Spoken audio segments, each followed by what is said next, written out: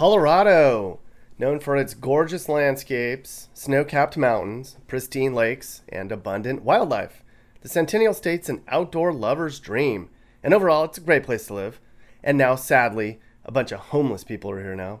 If you're from Colorado, you're protective of your state and will defend it through and through. But face it, there's bad places to live in every state. And although Denver isn't on this list, it's quickly becoming overrun with people from all over the West Coast who are ruining Colorado's culture and bringing in their drama and BS. Denver's like the new homeless hub of the Mountain West. It's really sad. So in order to talk about the worst places you can live in a state, we got to know where the crime is high, where the schools are bad. There's a lot of poverty and trash and ghetto people and homeless and just where it's all around not desirable to live. We can look at statistics for that. Plus, I took into account what you people in Colorado had to say. You guys are very adamant about telling me where the bad places are in your state, so I took that into consideration as well. And while Colorado might be home to world-class ski resorts, it's certainly downhill in the places we're going to talk about today. Let's get started and look at the worst places you can live in Colorado.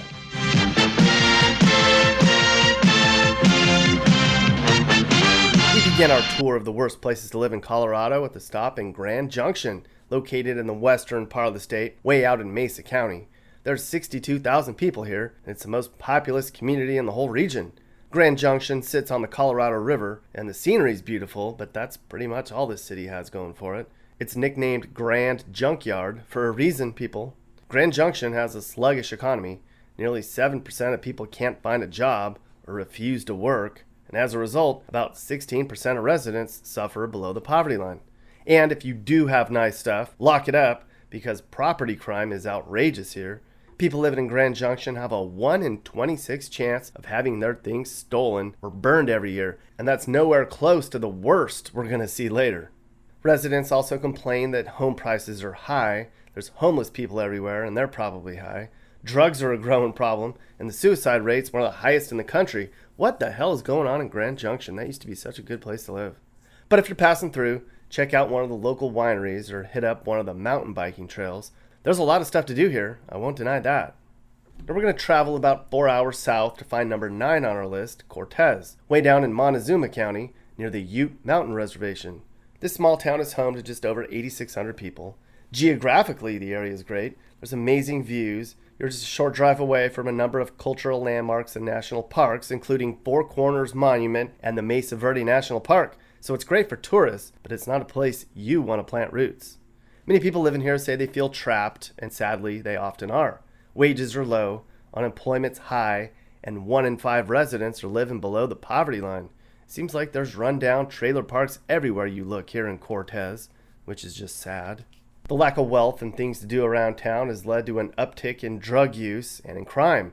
The crime is about 50% above the national average. People living here have a 1 in 200 chance of being the victim of a violent crime every year and a 1 in 31 chance of being robbed.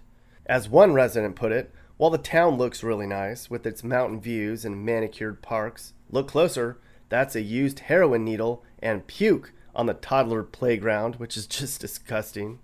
At number 8, Rifle, located about 3 hours west of Denver in the valley of the Colorado River. It's in Garfield County, right along I-70. Just over 10,000 people call this place home. It seems like a great place for small-town Colorado living, but Rifle has its challenges. It's known as a boom and bust town because of its dependence on the energy industry. As a result, 1 in 14 people can't find work. More than 1 in 10 are scraping by on welfare. And for those that are lucky enough to have a good job, it's probably outside of town with a terrible commute.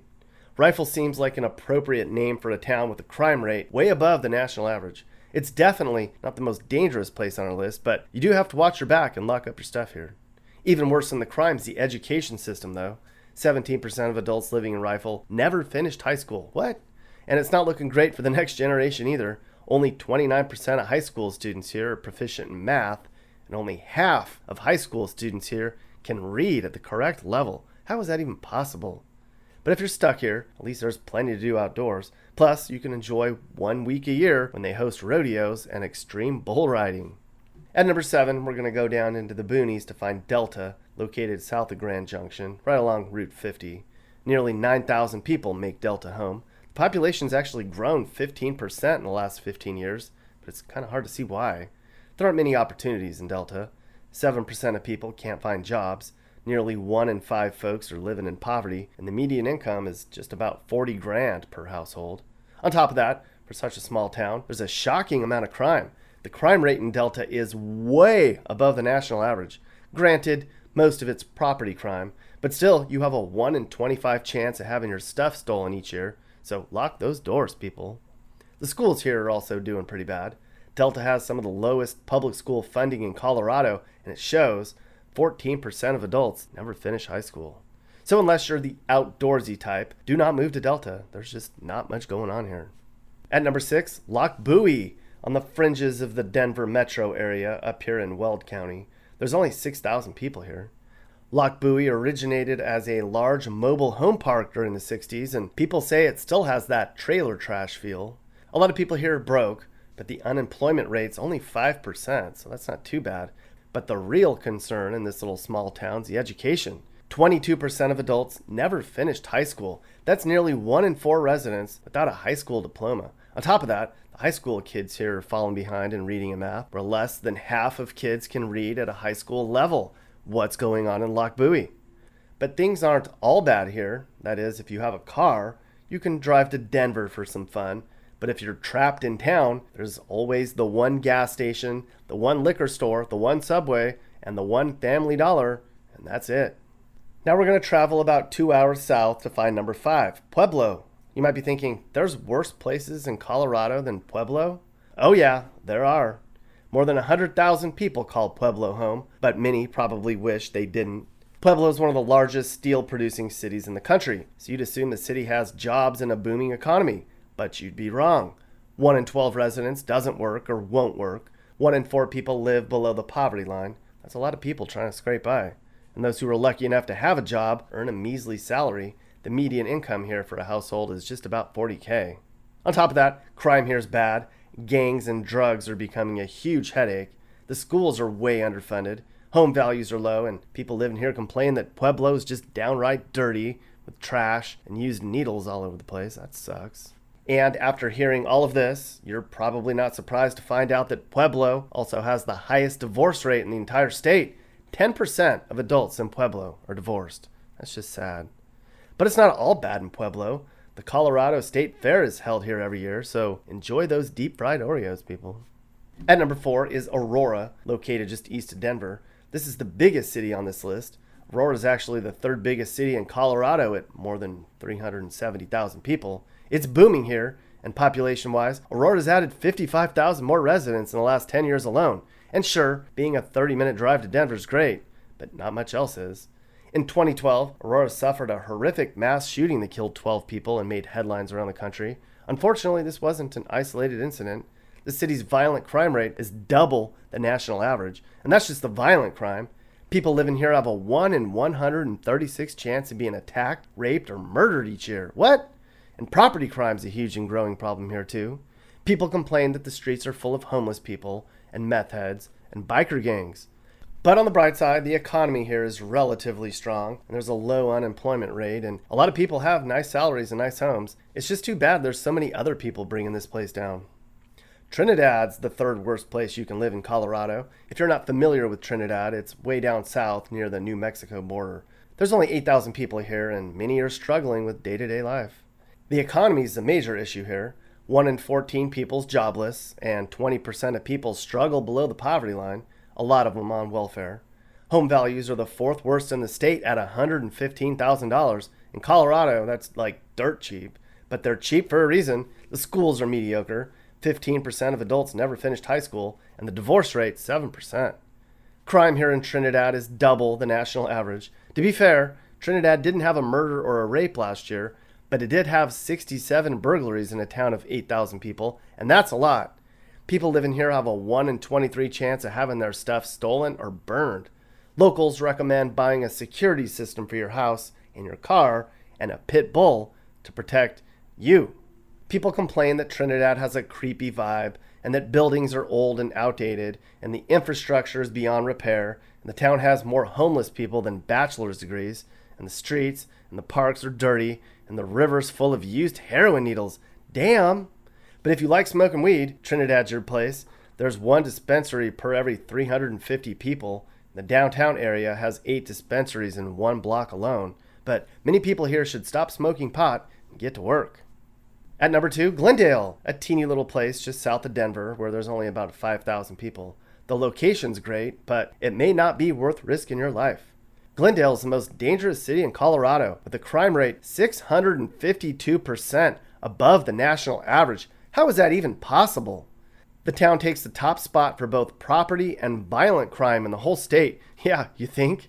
Glendale residents have a 1 in 100 chance of being the victim of a violent crime. Can you imagine? In a little town this close to a major city like this, 1 in 100 chance? Glendale also has the second highest murder rate in the state too. Oh, and Glendale's property crime rate is more than twice as high as the second worst city in Colorado, where people here have a 1 in 5 chance of being robbed. That's like almost someone from every house. That includes 81 stolen cars. That's just insane for such a small population.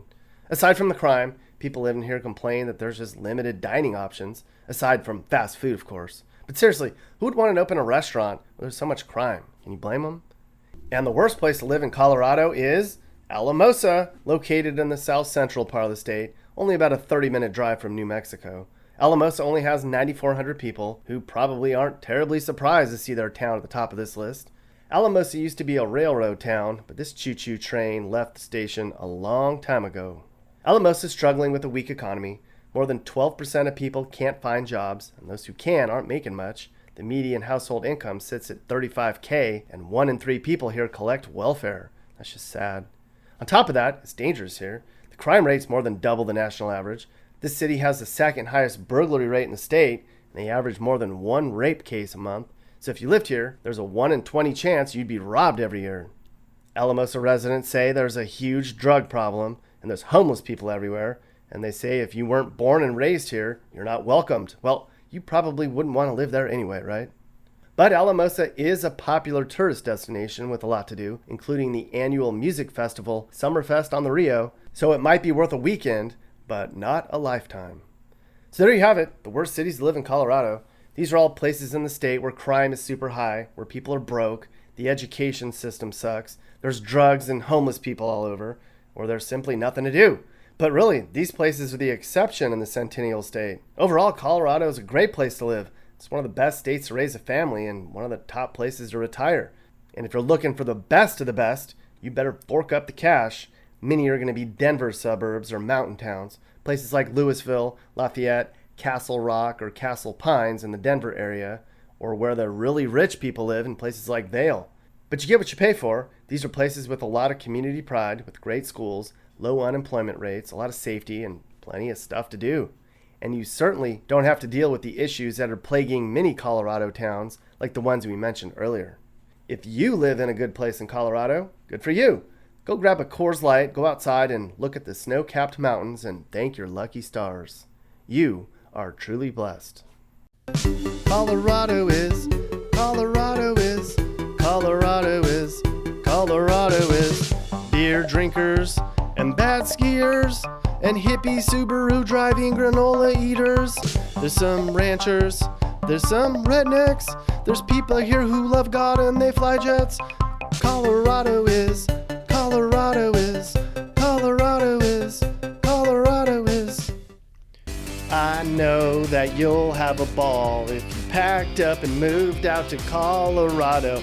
You won't feel so stressed out and you'll let it all go. It's a way out, spaced out, but under control. Get. Hey guys, so if anything I just talked about upset you or made you sad or mad, well then do something about it. Call your local leaders and demand change. Chip in and help those in need. Make your community better, because communities don't get better without hard work and determination. America's a great place. It just needs some more love and pride. This is Sage, Nick's manager. This has been a Corner House Entertainment production. And are you looking to move and need advice? I do consulting. That's right. I'll sit down and talk about where the next perfect place for you and your family should be. I do it all the time. Together, let's find you a new home that's safe and checks all your boxes. You can get my email in the description to find out how I can help you find your perfect relocation. And I can also help you find your new house, too. Email me and I'll work with you I'm not just helping you figure out where to move, but I can help you find your perfect home too. That's right, someone's a realtor now. Who wants to deal with a realtor they don't know when you can have me help you, right?